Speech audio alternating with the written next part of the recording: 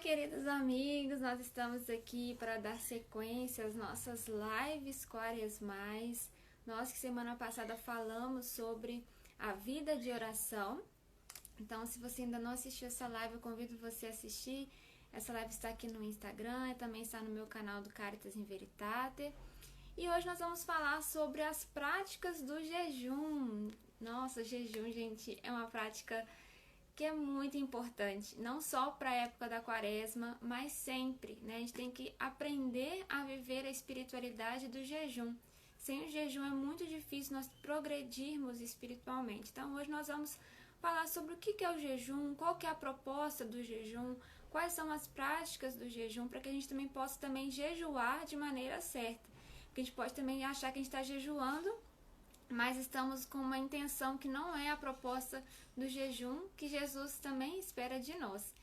Então, para nós iniciarmos, né, vamos fazer uma oração, né, pedindo também que o Senhor Jesus possa nos conduzir nesta live, que nós sejamos instrumentos da graça dele e que também possamos alcançar todos os ensinamentos que ele deseja a cada um de nós. Em nome do Pai, do Filho e do Espírito Santo. Amém. Vinde, Espírito Santo, enchei os corações dos vossos fiéis e acendei neles o fogo do vosso amor. Enviai o vosso Espírito e tudo será criado e renovareis a face da terra. Oremos, ó Deus que instruíste os corações dos vossos fiéis com a luz do Espírito Santo, fazei que apreciemos retamente todas as coisas, segundo o mesmo Espírito, e gozemos sempre da sua consolação. Por Cristo, Senhor nosso. Amém. Ó Maria concebida sem pecado, rogai por nós que recorremos a vós. Em nome do Pai, do Filho e do Espírito Santo. Amém. Então, iniciar para nós, né, falarmos o que é o jejum, né? O que significa jejuar? O jejum é uma prática espiritual que tem o objetivo de nos conceder o equilíbrio emocional, a liberdade interior, o autodomínio e uma ascese silenciosa. Então, quando nós praticamos o jejum, nós alcançamos essa finalidade, né? Então, nós também devemos aprender através do jejum a dizer não, né? Saber dizer não, que é muito importante. Nós precisamos também nos abrir aos valores superiores da alma, né? Com liberdade, com discrição. E aprender a não depender, né? Porque muitas vezes nós somos ainda muito dependentes no sentido, não no sentido bom da palavra, né? De dependermos de Deus, né? Temos essa santa dependência de Deus, mas de depender das nossas próprias sensações, depender às vezes do que os outros estão pensando de nós. Então a gente também vive imerso em várias dependências que nós precisamos nos libertar dessas realidades, e isso a gente alcança através do jejum. Nós alcançamos através do jejum. São Pedro Crisólogo, né, que é um monge do deserto, diz que o jejum é o leme da vida humana e governa todo o navio do nosso corpo. Então o jejum nos faz saber discernir as nossas motivações. Qual que é a motivação que eu faço uma atitude? A intenção interior, aquela intenção que ninguém está vendo, que só você e Deus conhece. Porque muitas vezes nós tentamos fazer as obras de misericórdia ou bem, nós vamos meditar na nossa próxima live, porque de fato a caridade é a plenitude, é a forma de todas as virtudes. Mas se a intenção estiver corrompida, de nada vale aquela ação da caridade. É igual o Bento XVI fala, né, que é o lema do nosso apostolado, né, do Caritas in Veritate, né, sem verdade, a caridade é um sentimentalismo. Muitas vezes nós podemos viver uma espiritualidade baseada em sentimentalismos. E não é isso. A proposta do nosso encontro com Cristo é uma intenção ordenada à verdade, da benevolência, né, de estar realmente fazendo uma ação por amor estritamente de Deus. E esse amor, ele precisa, então, ser fecundo. Se não for fecundo, né, se não fecundar outras almas, a intenção não está certa, né? E também sabemos que o jejum não tem um fim nele mesmo. Não é um exercício de força, né? Porque eu quero jejuar, porque eu quero mostrar que eu realmente consigo, né? Algo para o próprio ego. Não tem um fim terapêutico, né, nem o fim estético. Então não posso jejuar assim, eu vou aproveitar então a quaresma para fazer um regime, né, para perder uns quilinhos, então aí também estou jejuando. A finalidade do jejum é uma finalidade espiritual. Então nós não podemos usar do jejum para outras finalidades, ou até mesmo o jejum intermitente, que hoje é muito em voga também, né, para quem tem uma vida de busca de saúde, de regimes, de dietas, né, não é a mesma finalidade, então não se aplica, né, as outras modalidades de jejum ao jejum espiritual. Mas também nós precisamos nos convencer que o jejum não é nenhum bicho de 7 cabeças, porque muitas vezes a gente também fica se colocando na situação que não, eu não consigo fazer o jejum, porque o jejum é muito difícil, ou porque o jejum é um bicho de 7 cabeças, ou então porque o jejum vai me prejudicar, eu não posso jejuar porque vai fazer mal para a minha saúde. A gente fica criando desculpas para não jejuar, né? Assim, não posso jejuar no dia de hoje porque senão eu não vou ter força para fazer as minhas atividades. E também não é essa a proposta do jejum. O jejum é nós fazemos as nossas atividades normais no nosso dia. Se a gente trabalha, a gente vai trabalhar. Se a gente estuda, a gente vai estudar. Não é ficar dormindo o dia inteiro, né? Vou jejuar e vou ficar dormindo, né? Mas o jejum é a gente realmente colocar o corpo em oração, estar com o corpo em oração para fazer as atividades. E a partir deste corpo em oração, nós também vamos nos purificando, nós vamos encontrando com as nossas próprias fragilidades, tendo a consciência de fato da verdadeira dependência, de só depender de Deus. Então, Ele é a nossa força, Ele é o raciocínio, Ele é a nossa atividade laboral, tudo vem dEle e nós também estamos nessa comunhão através do jejum. E é interessante que o jejum é uma prática não só estritamente do cristianismo. Por mais que o jejum é algo que Jesus nos pede, porque Jesus mesmo jejuou, o jejum é uma prática de várias realidades espirituais, né? Por exemplo, Hipócrates, antes mesmo, né, da vida espiritual, que era um médico, ele já recomendava o jejum como um medicamento. Então ele aplicava o jejum aos seus pacientes com finalidades terapêuticas. Mas também, por exemplo, os hindus, os budistas, eles também vivem o jejum na finalidade de abertura de fluidos espirituais. Então também eles vivem a prática do jejum. Os monges do deserto, né, os monges do deserto viviam muito a prática do jejum. Os santos fundadores de congregação, de ordens, também viviam muito, né, as práticas de jejum.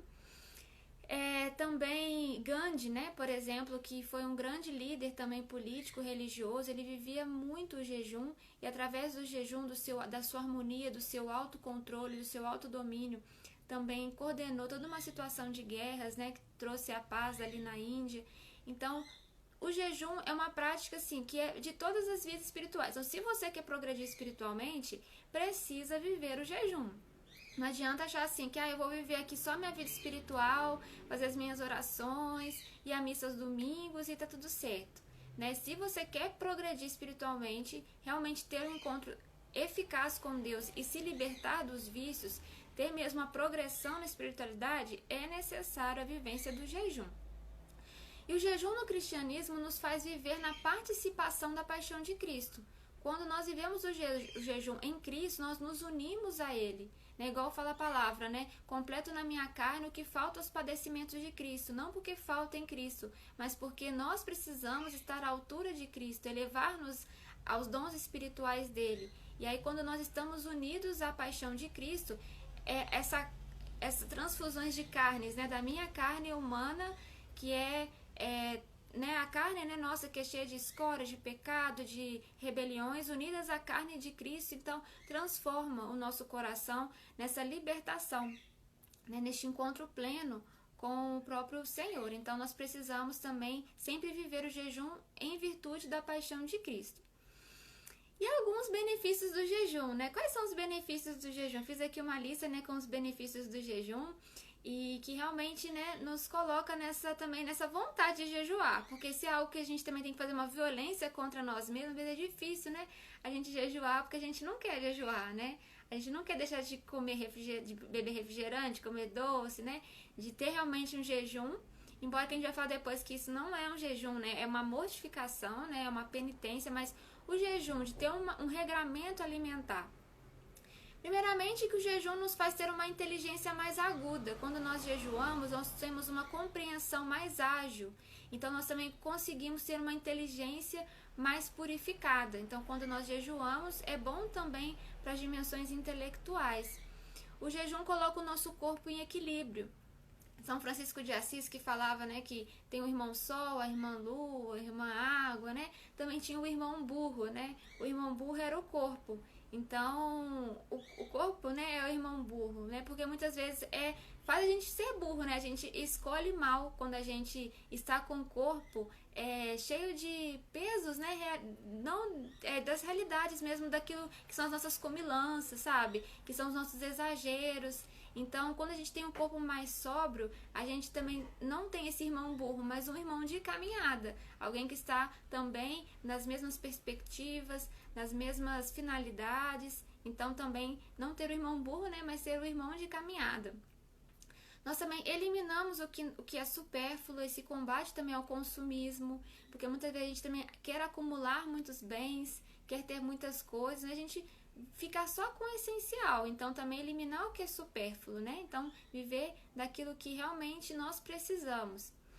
Aprender a respeitar, que não é uma imposição, o jejum não é algo imposto, então eu preciso aprender também a respeitar a mim mesmo, respeitar os outros, respeitar também as hierarquias, seja no trabalho, na área da educação, na própria igreja, né? As dimensões de hierarquia. Então, o jejum também nos faz aprender a respeitar.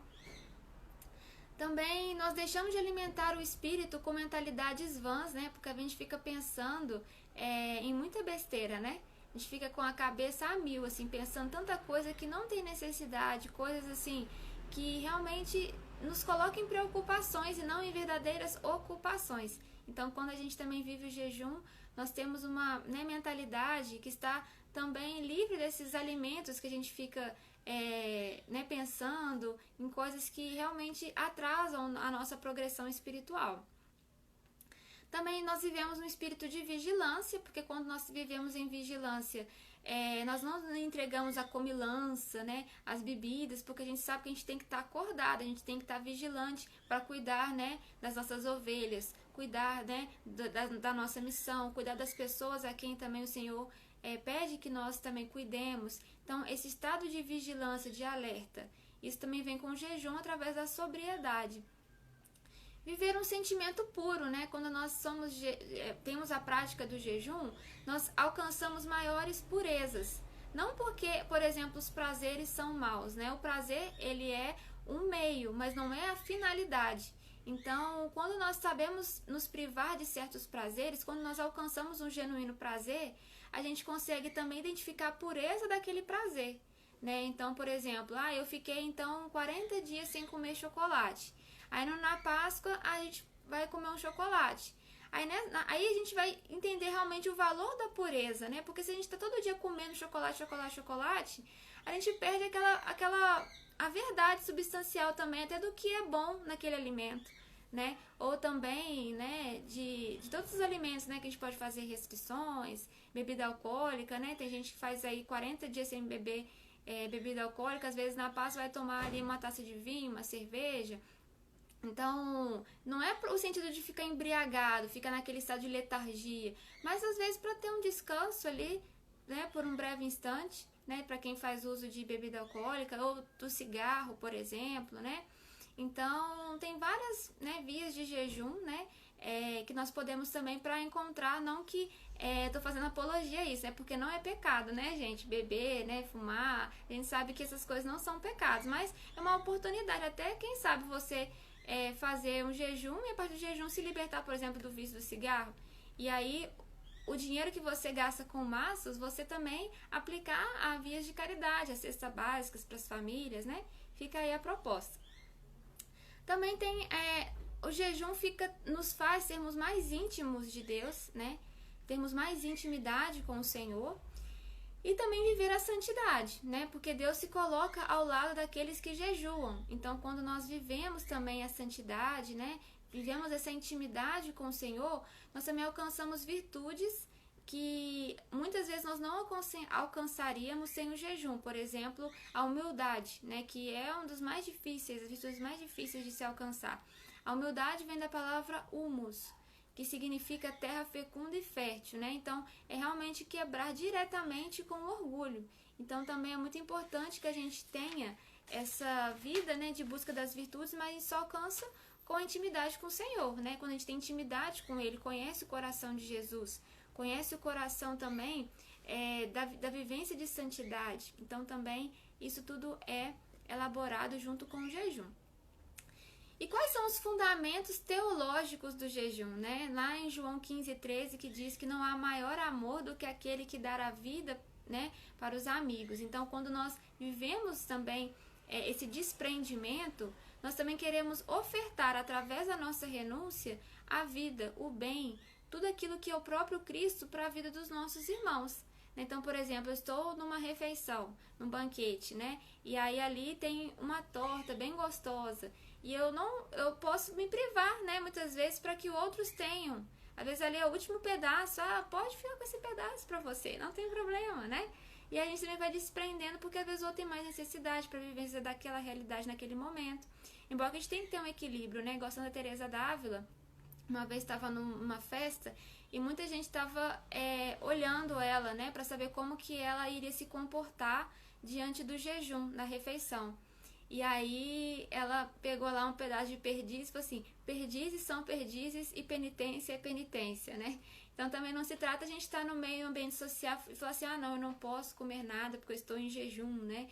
Para, né, fazer aquela tensão social, né? Para que então assim mostre que você está numa prática, os outros não estão e tal. Então assim, saber ter o equilíbrio também, né?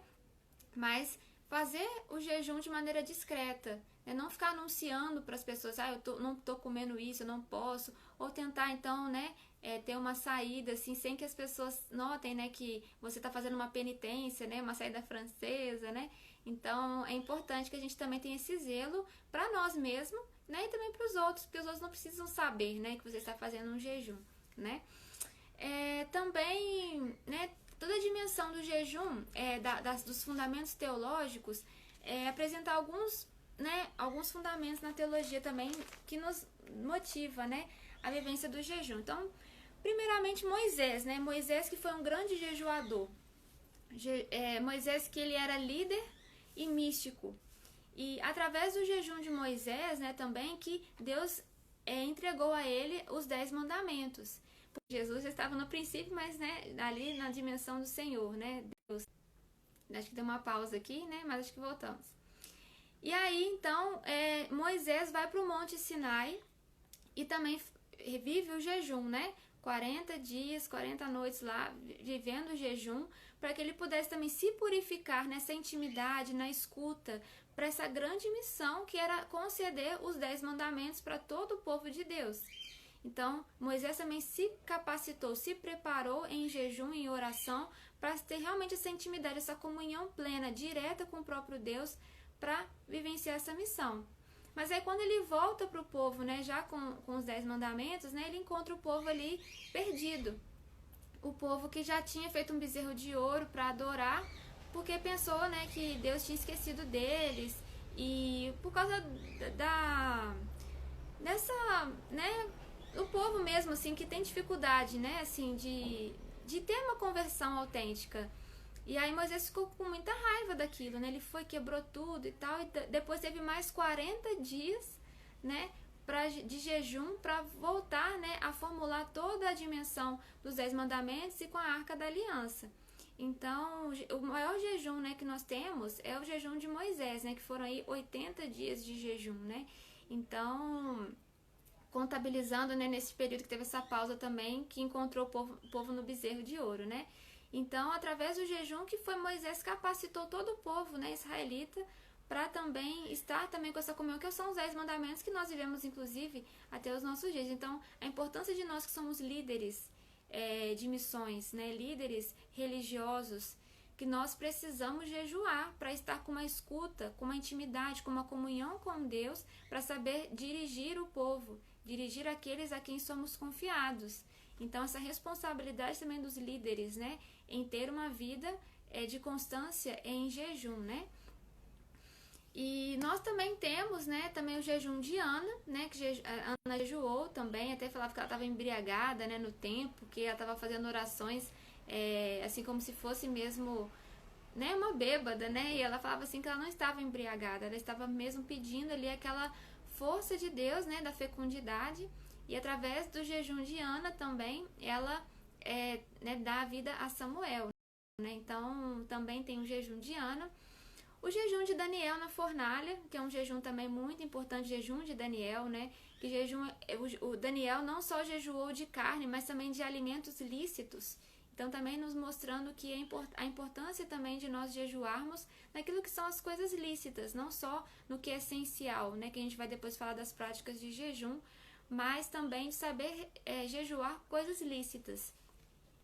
E Jonas, né, que Jonas também, através do jejum de Jonas, salvou toda uma cidade, né, a cidade de Nínive. Então também a importância de nós termos essa compreensão que o jejum, muitas vezes, é vivido só de uma maneira individual ou coletiva, mas que os efeitos do jejum são para realidades, assim, universais, né, libertação de cidades, de povos, né, que realmente nós não colocamos contra as guerras, né? Porque muitas vezes a guerra não é contra um povo, a guerra é contra o próprio Deus. E Deus se coloca ao lado de quem jejua, de quem vive a prática do jejum. Então também é uma ordem de justiça, uma ordem também porque vem pela obediência.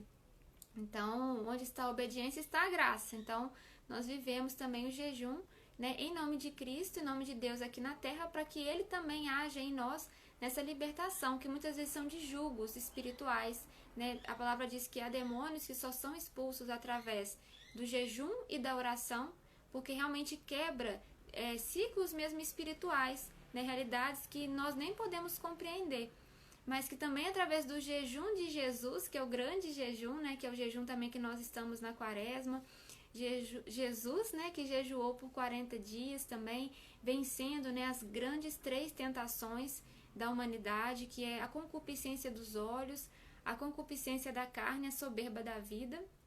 Então, lutar contra a carne, né, os prazeres da carne, o mundo e também o próprio demônio, né? Então, o jejum também é essa nossa arma espiritual para lidar, né, também nessas realidades das nossas tentações.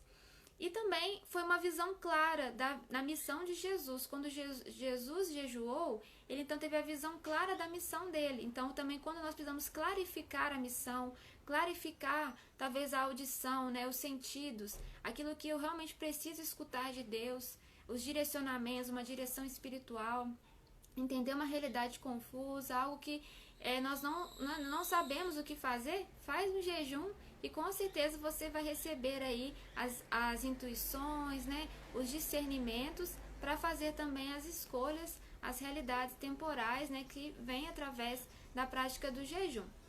Então o jejum nos dá uma coerência de vida, né, nos ajuda com uma coerência. Tem um carro de música passando aqui, né, mas tá ao vivo, né, gente? É assim mesmo.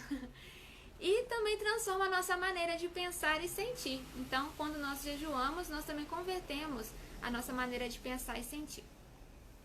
Então, falamos né, um pouco do que é o jejum, né, as práticas de jejum, a parte teológica do jejum, os benefícios do jejum, o que é o jejum. E agora nós vamos, então, falar sobre as práticas do jejum. Então, se você está aqui, né, ao vivo conosco, se tiver dúvidas, pode enviar as perguntas que no final da live eu vou responder, tá bom? E a gente vai trocando umas ideias sobre o jejum. Então, quais são as práticas de jejum? Agora, saindo um pouco da teoria para a gente realmente pôr a mão na massa e jejuar, né? Então, o primeiro jejum, o jejum que eu irei citar aqui, é o jejum eucarístico. Então, o jejum eucarístico é uma obrigatoriedade. Então, sempre quando nós formos comungar Jesus eucarístico, né, receber Jesus em corpo, sangue, alma e divindade, nós precisamos ter um jejum de 1 hora antes da celebração. Então, não vamos comer nada. A água, né, sempre é liberada, então pode beber água. Mas não vamos, então, nos alimentar 1 hora antes. Antigamente era até mais rigoroso, né? Não se podia comer até a meia-noite, né, de antes da participação da celebração. e 3 horas depois da celebração, né? Diante de tamanha, assim, reverência no corpo a receber Deus em alimento, né? Jesus, que ele presente real, né? Carne, sangue, alma e divindade. Então a gente agora só precisa ter 1 hora antes. Então precisamos de ter um jejum eucarístico, a não ser que tenha uma dispensa especial, né? De questões aí, né? Particulares, mas ter essa guarda também, e também após a comunhão. Não é uma prescrição, mas é uma indicação que eu deixo para vocês, né, pra gente comungar bem, né? Jesus está fisicamente no nosso estômago depois que nós comungamos, né? Então, por 15 minutos a gente tem que estar ali em ação de graças, né? Vivendo em ação de graças, né? Até depois de Jesus estar em todas as células, né? Em todo o nosso organismo. Então, também saber, né, ter esse discernimento corporal, né, em relação também ao jejum. E o jejum da carne às sextas-feiras, que é um jejum também que é muito importante. Todas as sextas-feiras do ano são dias penitenciais, assim como o domingo é sempre a Páscoa e o Pentecoste semanal. Então nós também precisamos ressignificar a vivência das sextas-feiras, não só do dia do domingo, do dia do Senhor, né, mas também das sextas. Então, às sextas-feiras, nós somos convidados a viver a penitência, sempre, em todo o ano litúrgico. Inclusive a penitência de carne. Então, a restrição de não comer carne não é só para a quarta-feira de cinzas e não é só para a sexta-feira da paixão. Todas as sextas-feiras do ano não se pode comer carne. Isso está no CDC, né, no Código de Direito Canônico, lá no cânon 1250, 1251. No Brasil, há a possibilidade de comutar. Então, come-se carne, mas depois você precisa fazer uma obra de misericórdia. Mas, assim, seja generoso, viva como todos os católicos do mundo inteiro e não coma carne na sexta-feira. E faça a prática da generosidade, né, de fazer uma obra de misericórdia a mais. Mas, assim, todos os católicos que já têm uma vida espiritual mais progredida já não comem carne na sexta-feira, né? Então, sexta-feira não é dia de comer carne. Então, essa é uma orientação, né, que nós temos da igreja, né, que vem também da prescrição, né, então, canônica. Então, nós não podemos, então, comer carne. E, então, também o jejum, né, que é a prática do jejum que é aberta a todos, né, então, aberta aos idosos, às lactantes, às gestantes, às crianças, né, que quiserem fazer alguma penitência, já podem ser educadas, né, alguma restrição, por exemplo, de não comer um doce um dia, né? Os adultos, todos podem jejuar. Lembrando que a abstinência de carne é para acima de 14 anos e do jejum, né, das práticas de 18 a 60 anos. Né? Então, aqueles que são mais de 60 ou menos de 14 também estão isentos de fazer jejum. Liberados, né? Podem, só se assim, né? Fazer algum jejum que não prejudique, né, a saúde. Então, nós temos 4 tipos de jejum, né, que realmente não é abstinência, ou seja, a mortificação, que é assim, só ficar sem comer ali alguma coisa, mas o jejum realmente é regrar a forma de alimentar-se do dia. Então, por exemplo, o jejum da igreja. Então, sempre iniciar com o café da manhã, nunca iniciar com o jejum da noite anterior, né? Porque se você começar sem o café, você está começando com o jejum da noite anterior. Então, começa com o café da manhã. Depois, fazer uma refeição, então, do dia. Então, ou o almoço ou o jantar, a metade do que já está habituado a comer. E depois a refeição, um lanche simples.